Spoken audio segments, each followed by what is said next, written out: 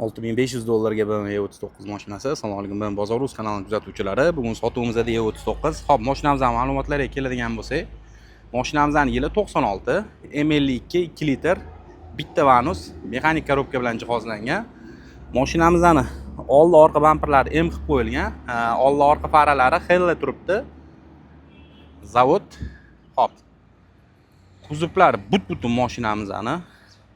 Balonlar ham yaxshi turibdi. Kuzov tarafida mana shu eshigida kuygan joyi bor ekan. Mashinamiz bezlyuk variant.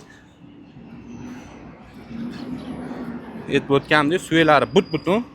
Qolgan ustilarni olib kelib tekshirib olsanglar bo'ladi.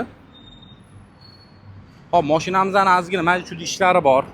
Oldi hadovoyda ozgina moyayapti. Shunga nisbatan oladigan odamga qulay narxda qilib sotuvga qo'yamiz. Ikkita oldi, ikkita orqasi ruchnoy.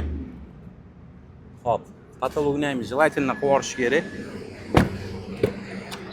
Ikkita oldi elektronniy stiklopodъемник. Ko'rishingiz mumkin. Bismillah. Hop, mashinamiz 120 ming yurgan.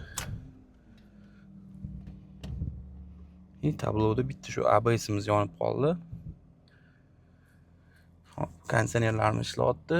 Pioneer magnitofonlarda. Atseklarni ko'rsataman sizlarga.